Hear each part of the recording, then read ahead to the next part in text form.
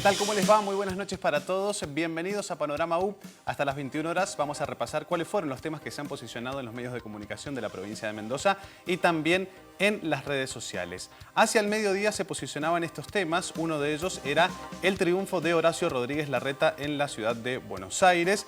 Recordemos que ganó el PRO, el mismo partido que continúa allí. Recordemos que actualmente es Mauricio Macri. Continúa la misma fuerza política en dicho distrito del país. Otro de los temas era el Consejo del Salario Mínimo Vital y Móvil, que mañana se reúne y van a fijar un nuevo piso en el país de cuál será el salario mínimo. Actualmente es de 4.700 pesos. Y otro de los temas tiene que ver con la transición y con la situación financiera de la provincia, que nos propone www.unidiversidad.com.ar sobre el agente financiero. El Banco Nación desliza la nota de unidiversidad.com.ar que absorbería la deuda total que actualmente tiene el gobierno de 5.700 millones de pesos. Feliz Día del Amigo para todos. Estamos transitando este lunes 20 de julio y desglosamos toda la información junto con Gerardo Jiménez Ponce, nuestro panelista de actualidad y de medios. ¿Cómo va, Gerardo? Buen día. Muy bien, Ignacio, buen día. ¿Todo bien? Muy bien, muy bien. Bueno, feliz Día del Amigo. Igualmente. Y hoy nos acompaña Carlos Lombardi, abogado constitucionalista de la Universidad Nacional de Cuyo. Carlos, buenas noches. ¿Cómo va? ¿Bien? ¿Qué tal? Buenas noches. Gracias por invitarme. Por favor, vamos a estar hablando de la suspensión de los actos religiosos en la provincia de Mendoza, algo que ya vamos a desglosar. Pero comenzamos con el triunfo de Horacio Rodríguez Larreta en la ciudad de Buenos Aires, ¿no, Gerardo? Sí, así es. Sin duda, uno de los datos políticos y más relevantes de la actualidad hoy día ha copado gran parte del panorama mediático. Ya desde la mañana el tema estaba en las tapas de todos los medios impresos a nivel nacional y a nivel provincial también. Clarín, por ejemplo, vamos a decir, los tres medios a nivel nacional coincidían en la pequeña diferencia, ¿no? Como parte del título. Sorpresa, el PRO ganó la ciudad por solo 3 puntos, titulaba Clarín. La Nación, Larreta venció a Lustó por solo 3 puntos y sucederá a Macri. Y Página 12 por un pelito titulaba, sí. Siempre con humor Página 12, pero también se refería a esta poca diferencia entre los dos candidatos que participaron del balotaje. Ahí están los medios locales, ¿no? Exactamente. A nivel local, vemos ahí, uno hacía referencia a Larreta, jefe de gobierno porteño, por menos margen del previsto. A un ajustado balotaje que salvó el poder de Macri, decía Los Andes, y el Sol, Larreta ganó en un ajustado balotaje. Recordemos que 51.64% de los votos obtuvo el PRO y 48.36% la Fuerza ECO que lideraba Martín Lustó. Exactamente. Se dirimía entre ellos, esos fueron los resultados. El tema estuvo posicionado desde ayer a la tarde. Recordemos que el escrutinio fue muy rápido, el sistema de voto electrónico por segunda vez se aplica en Buenos Aires, se aplicó por primera vez en las elecciones generales y ahora 3 semanas más tarde se aplica en este balotaje. Es la segunda vez que se aplica este sistema, el escrutinio fue muy rápido, así que anoche, vamos a decir cerca de las 10 de la noche, ya estaba el 99,9% de las mesas escrutadas, entonces se conocía ya este resultado definitivo. Otro de los datos interesantes es que el PRO perdió en 9 de las 15 comunas de la ciudad de Buenos Aires. Así es. Algo relevante porque en las PASO no había pasado. Así es. Eso titulaban muchos medios y de hecho fueron consultas que se le hicieron también a Mauricio Macri en algunas entrevistas que él dio el día de ayer. Hacia la tarde hubo mucha repercusión, tildado también de chicana entre distintas fuerzas políticas, ¿no? Así es. El tema siguió estando presente en la tarde y lo que bien decías vos, hoy día Los Andes titulaba, por ejemplo, Máximo Kirchner irónico sobre Macri, pensé que era Recalde. Algo similar titulaba Diario 1, Máximo Kirchner irónico con Macri, cuando lo escuché hablar pensé que era Mariano Recalde. Exacto. Se trata de una entrevista que dio Máximo Kirchner, quien es candidato a diputado por la provincia de Santa Cruz, recordemos, en las próximas elecciones. Y que él dijo esto, ¿no? Que dio esa entrevista a Radio Nacional y dijo que cuando lo escuchó hablar sobre la nacionalización de YPF, sobre aerolíneas argentinas, sí, y sobre la asignación universal por hijo, le pareció que estaba escuchando a un candidato de la propia fuerza y no a un opositor. Incluso dijo Máximo Kirchner que está bien el nombre Cambiemos porque han cambiado de discurso. Antes querían derogar todo, según dijo Máximo Kirchner, y ahora van a mantener varias políticas del gobierno actual. Así es. Y vamos a decir también que ya MDZ tenía hace pocos minutos una nueva noticia donde Macri le devolvía el favor, le devolvía la chicana de alguna forma a Máximo.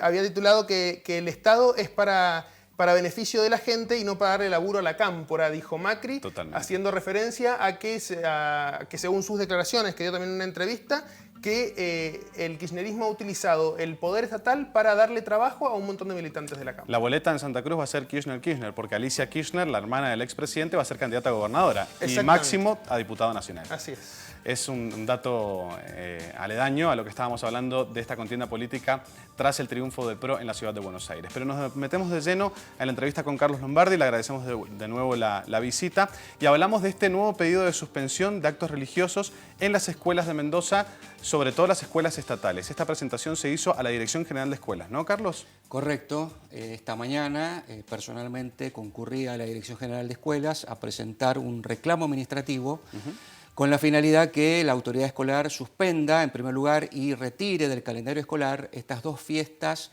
de neto corte religioso, como son el del Patrono Santiago y la Virgen del Carmen de Cuyo. El 25 es el patrono. El 25, que se festejaría conforme al calendario escolar el viernes 24 en las escuelas públicas, gratuitas y laicas de la provincia, y el 8 de septiembre, que es el de la otra deidad, digamos, católica. ¿El fundamento de la presentación? El fundamento de la presentación es el argumento de la opcionalidad. A ver, en la Dirección General de Escuelas, en el calendario escolar de este año y en su cronograma, incluye este argumento de la opcionalidad, que significa que aquellos docentes, no docentes y alumnos que no sean creyentes o sean no católicos, tienen la posibilidad de abstenerse de participar en estas festividades. Claro. Pero eso es un argumento un tanto engañoso. ¿Por qué? Porque directamente, según nuestro criterio, viola dos leyes nacionales, como son la 23.592 contra la discriminación y la ley de datos sensibles, la 25.326. Y además coloca a los docentes y no docentes que no opten por participar en la celebración a incumplir obligaciones curriculares como las de estar junto con sus alumnos. Claro. Es decir, un docente o un no docente que opten por no estar en la celebración va a dejar, o irse de la escuela, claro, va a dejar a los alumnos bajo la guarda de quién. Es decir, que este argumento de la opcionalidad, si bien aparenta tolerancia, ecumenismo, pluralismo, lo que hace es violar dos leyes nacionales y colocar a los docentes y no docentes en esta situación. De alguna manera discrimina o separa a esos chicos que no quieren participar o a los docentes que no quieren participar de actividades. Cuando hablamos que se lesiona la ley contra la discriminación, estamos diciendo que el alumno que no sea católico o no creyente va a decir, bueno, a ver, este alumno sepáreselo, claro, o quédese en el aula y se lo marca. Es decir, lo que en el lenguaje actual se dice, se los estigmatiza, claro, se lo señala, se lo marca. Este es no católico, este es no creyente, que queda a un lado, que queda en el aula. ¿Por qué? Claro. ¿Con qué derecho la autoridad escolar pone a los alumnos y a los docentes en esa situación? No tiene ninguna justificación. Se viola la ley contra la discriminación. Y por otro lado, se expone a los docentes y a los no docentes y a los propios alumnos a manifestar un dato sensible como es su convicción religiosa. Claro. Aquí hay una ley de protección de datos sensibles que, valga la redundancia, protege no solamente las convicciones filosóficas y religiosas de los ciudadanos y ciudadanas, sino también la pertenencia étnica, claro, el ejercicio de la sexualidad, las convicciones filosóficas. Y este argumento, incluido en el calendario escolar, lo que hace es violar esta ley. Recordemos a la gente que este pedido lo hace la Asamblea Permanente de Derechos Humanos del Departamento de San Rafael, asociación que representa el abogado Carlos Lombardi. De esta manera nos vamos a la primera pausa aquí en Panorama U. Quédense hasta las 21 horas. Repasamos los temas que se han posicionado en Mendoza en los medios de comunicación y también en las redes sociales. Corte y ya venimos.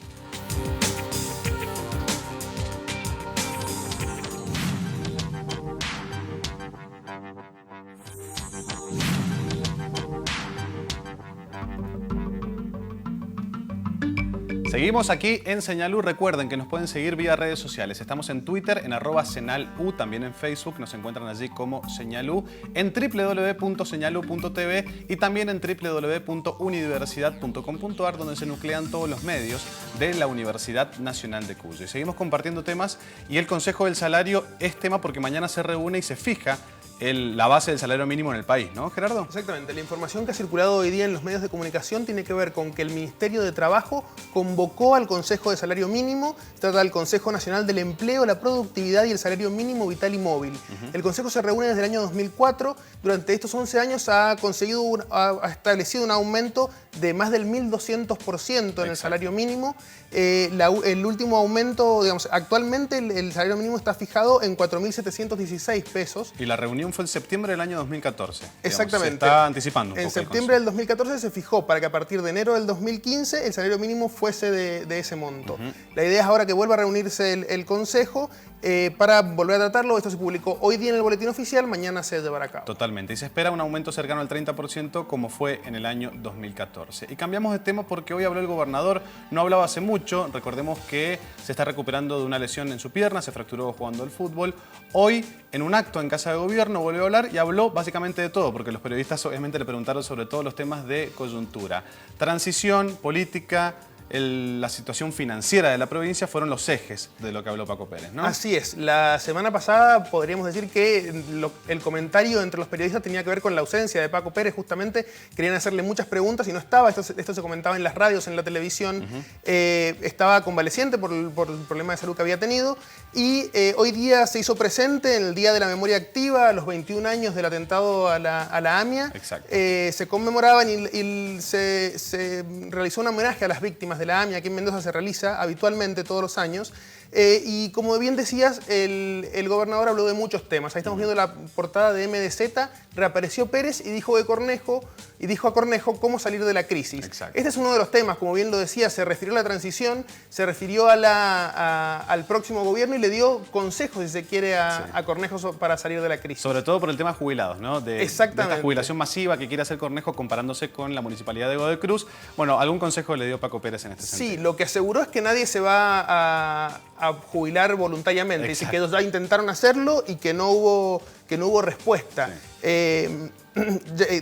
Y aseguró que ellos ya jubilaron a 4.200 agentes. Exacto, que no puede jubilar a más nadie. Exactamente, según Paco. Exactamente. Habló también de varios otros temas. Sí. Se refirió a construcción de viviendas, a las obras que va a dejar listas el gobierno, aquellas que van a quedar pendientes y se van a terminar en el próximo gobierno, y aquellas otras que se empezarían en el próximo gobierno, pero gracias a la gestión de como los blancos. Exacto. Habló también de licitaciones. Hoy día estaba en tela de juicio 2 licitaciones, la del transporte público y la de las cámaras de seguridad, el sistema de cámaras de seguridad. Algo que también aparentemente va a tener que tomar el gobierno de Alfredo Cornejo. Así es. De ese tema se ha hablado hoy día. Pérez dijo que sobre la licitación de transporte, él ha convocado al gobernador electo y a su equipo de gobierno a participar y proponer ideas para esa licitación. Exacto. Con respecto a las cámaras de seguridad, dijo que es una licitación que no puede postergarse, que tiene que realizarse ahora sí o sí. Totalmente. Cambiamos un poco de tema y volvemos con la entrevista a Carlos Lombardi, abogado constitucionalista de la Universidad Nacional de Cuyo. Decíamos que esta controversia en el pedido de suspensión de actos religiosos en las escuelas de la provincia de Mendoza surge en el año 2013 mediante un amparo de la Asamblea Permanente de Derechos Humanos de San Rafael, ¿no, doctor? Es correcto. Nosotros presentamos el amparo, recae en el Juzgado Civil número 24, la doctora Ibaceta nos da la razón, suspende en ese momento la única fiesta que quedaba, que era la de la Virgen del Carmen de Cuyo. Recuerden los televidentes que el 25 de julio no se pudo hacer porque estábamos de feria. Claro. Entonces, bueno, los plazos procesales hicieron que la jueza ordenara la suspensión de la del 8 de septiembre.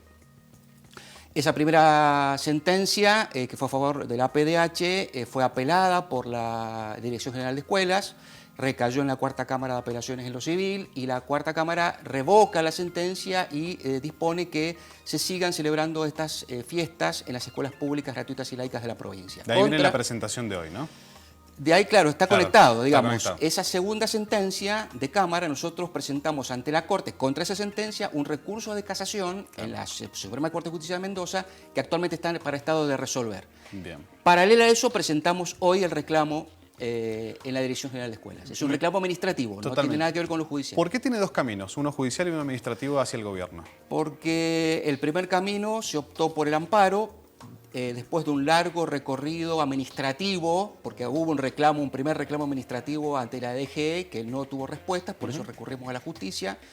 Y este segundo reclamo porque, bueno, a la espera de la solución o la respuesta de la Corte, y teniendo otro argumento más, que es el de la opcionalidad, que es un argumento falaz, bueno, la Asamblea decide, ¿no es cierto?, presentar bajo mi representación este nuevo reclamo. Gerardo, ¿querías preguntar algo? Sí, en 2014 la justicia dijo que el tema trasciende lo religioso. ¿Cuál es la opinión con respecto a eso? Y por otro lado, si la Dirección General de Escuelas dijo algo respecto a ese fallo de la justicia. Primero, trasciende lo religioso. Es discutible porque introduce la cuestión de las tradiciones, ¿no? El festejo del patrono Santiago y de la Virgen del Carmen desde el punto de vista institucional, como incorporación al calendario escolar, no es una tradición inmemorial. Esto data de la dictadura militar del año 43-46, Rawson Farrell Ramírez. En esa dictadura militar se decide incorporar esta festividad religiosa y tradicional al calendario escolar. Es decir, que ese argumento de la tradicionalidad o de la tradición es bastante discutible. Otra cosa es que desde la época de la colonización los católicos festejan a su patrono, son dos pesos aparte. Dentro de la institución educativa no hay ninguna tradición inmemorial. En cuanto a la opinión de la Dirección General de Escuelas respecto a qué fallo. A eso respecto de que tiene que ver con la tradición. Y precisamente eso era uno de los argumentos de la Dirección General de Escuelas, que es una tradición inmemorial de los mendocinos, que forma parte de la cultura, que trasciende de lo religioso, pero también eso es falaz. Porque si ustedes se conectan al sitio de la Dirección General de Escuelas, al de estas dos festividades, va a remitir a links de sitios religiosos. Claro. Es decir, es una conmemoración netamente religiosa. No es que trascienda lo cultural para algunos o para algunos sectores, pero la esencia de la festividad es netamente religiosa. Se festeja una deidad, un santo, un patrono, que si no se lo festeja, tiembla. A ver, me parece sumamente respetable y no quiero herir la sensibilidad de nadie, que si usted o hay personas que consideran que si no se festeja vienen desgracias, muertes y terremotos, está muy bien para usted. No lo impongamos como una cuestión científica dentro de la escuela, y mucho menos una cuestión educativa. Totalmente. En el tercer bloque vamos a seguir con este tema. Ahora hacemos un nuevo corte aquí en Panorama U por Señal U, el canal de televisión de la Universidad Nacional de Cuyo. Ya volvemos con mucho más. Hasta las 21 estamos.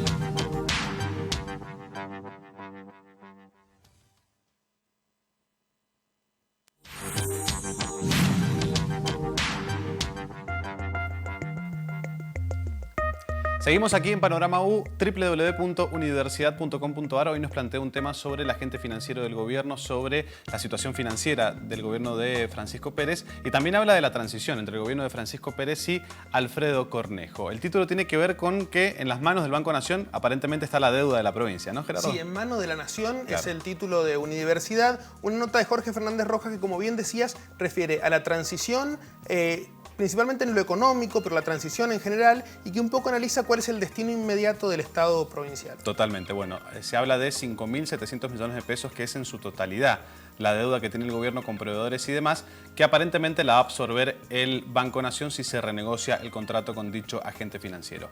Cambiamos de tema, hay más para compartir, ¿no? Así es, uno de los temas trascendentes del día ha tenido que ver con la reapertura de las embajadas en Estados Unidos y Cuba. Estas dos naciones tienen una disputa de larga data, 54 años han estado enemistadas, y este sería el último gesto simbólico de cercanía entre los dos países. Ahí estamos viendo alguna foto. Exactamente. Esta mañana el tema estuvo en tapa de Clarín, en tapa de Los Andes. Hoy era la fecha por la reapertura. Clarín titulaba: hoy Estados Unidos y Cuba reabren sus embajadas. Totalmente. Durante la mañana el tema tuvo actualizaciones, estuvo muy presente en los medios durante la mañana. Y la información tenía que ver durante la mañana con que ya habían banderas de Cuba en Estados Unidos, en el Departamento de Estado y demás. Y ya en la tarde la información tenía que ver con que se había izado la bandera cubana en la embajada en Estados Unidos. Este acto histórico no ha tenido todavía su contrapartida en Cuba, porque desde Cuba esperan que vaya Kerry, el secretario de Estado. El secretario de Estado de Estados Unidos, para realizar este mismo acto. Así que planean hacerlo un poco más adelante, ha sido un dato importante de la política internacional que vamos a decir que ha tenido muchísima repercusión a nivel local, sobre todo porque la agenda local estuvo muy marcada desde ayer por lo que sucedió en las elecciones en Buenos Aires, por estos datos políticos locales que hemos estado comentando, pero sin muchas definiciones. Entonces, la información, la agenda ha dado mucho lugar a esta información internacional que es trascendente y que ha sido verdaderamente muy relevante en los medios locales. Totalmente. Seguimos hablando de información internacional, pero desde redes sociales, porque hoy fue tendencia la palabra Blatter, el titular de la FIFA, dio una conferencia de prensa para anunciar que en febrero se va a realizar la votación para quién lo va a suceder. Pero inmediatamente entró un cómico y le tiró dinero en la cabeza, dinero falso, haciendo una intervención a su conferencia de prensa. Y el periodista mendocino Gonzalo Ruiz vía Twitter dice: la imagen de Blatter bajo los dólares que le llueven es perfecta. Seguramente todos vieron el video. Y hay más repercusión en la red social luego de la intromisión de este cómico hacia la conferencia de prensa de Blatter. Por ejemplo, supongo que Joseph Blatter se enojó porque los billetes que le aventaron eran falsos, y ahí presenta el video cuando le están tirando la plata a Blatter. Por otra parte, también es hashtag, hoy es el Día del Amigo, lunes 20 de julio, y la gente se expresa y sobre todo las marcas se meten en la conversación de lo que es el Día del Amigo. Ahí, por ejemplo, vemos el Twitter de Paso de los Toros, que es realmente un ejemplo de cómo manejan sus redes sociales. Ya es hora de borrar un par y dejar solo a los que siempre están. Feliz Día del Amigo. Solamente el 5% de tus seguidores, dice la marca, son realmente amigos. Y hay más. Por ejemplo, Powerade de Argentina dice: amigo es el que abre su Powerade al final del partido y te ofrece el primer trago. Inmediatamente las marcas se meten en la conversación. Y tenemos, si no me equivoco, un último tuit sobre el Día del Amigo, que lo vamos a ver a continuación. Bueno, ahí estábamos con el ejemplo de Powerade y también de Paso de los Toros. Y bueno, ahí está todo lo que es la repercusión, algo que también se ve en los medios, porque inmediatamente algunos artículos toman desde las redes cómo se ve el Día del Amigo y también fotos de gente festejando, ¿no? Exactamente, los dos temas han estado en los medios, en las columnas deportivas, lo de Blatter, y el tema otro de color del Día del Amigo también ha estado muy presente. Informes y demás, veíamos en NU20, de hecho más temprano, qué va a hacer la gente por el Día del Amigo. Han sido informes que han estado muy presentes hoy día en los medios y que también remiten permanentemente a las redes sociales. Estos temas, los deportivos y los que tienen que ver con notas más de color, suelen tener un ida y vuelta muy grande con las redes sociales en los medios. Totalmente. Bueno, cerramos la entrevista junto con Carlos Lombardi, le agradecemos por la visita. La primera pregunta es: ¿qué espera de la Corte? ¿Cuándo va a resolver y qué espera del resultado del mismo? La respuesta tiene que llegar en esta segunda parte del año, luego de la feria judicial. El plazo lo maneja la Corte. Esperamos lo que hemos solicitado. En primer lugar, esperamos que los ministros, si tienen creencias y convicciones religiosas, no las hagan prevalecer por sobre el interés general y sobre la imparcialidad. En segundo lugar, que consoliden o traten de consolidar en su respuesta afirmativa lo que es el sistema democrático. Recordemos que un sistema democrático sano es un sistema democrático que defiende a las minorías. Claro. Y en tercer lugar, es una muy buena oportunidad para defender la laicidad conforme lo establece la Constitución provincial. Artículo 202, inciso 1 de nuestra Constitución establece la educación pública, gratuita y laica como marco más justo y más razonable para garantizar la igualdad ante la ley y la plena libertad de conciencia y pensamiento. Por lo pronto, el viernes, ¿se podrían realizar los actos en los colegios? Si nos hace lugar la Dirección General de Escuelas, deberían suspenderlo, porque precisamente estarían violando estas dos leyes que les hemos mencionado. Pero bueno, eso vamos a ver qué decisión toman. Doctor, le agradezco por la visita al programa. No faltaba más, gracias a ustedes. Gerardo, muchas gracias. Bien, y nos vamos. Mañana nos reencontramos como todos los días aquí 20:30 para la nueva edición de Panorama U. Cerramos con estos temas. Uno de ellos es el triunfo de Horacio Rodríguez Larreta en la ciudad de Buenos Aires. Sin duda fue uno de los temas del día. Y por otra parte, la política local. Tras las declaraciones de Francisco Pérez, sigue la contienda electoral de cara a los legisladores nacionales y también la transición entre el gobierno de Francisco Pérez y de Alfredo Cornejo. Que tengan todos muy buenas noches. Mañana al mediodía tenemos la primera edición de Panorama U y hacia la noche la segunda edición con Gerardo Jiménez Ponce y quien les habla, Ignacio Esteller. Nos reencontramos. Chau, chau.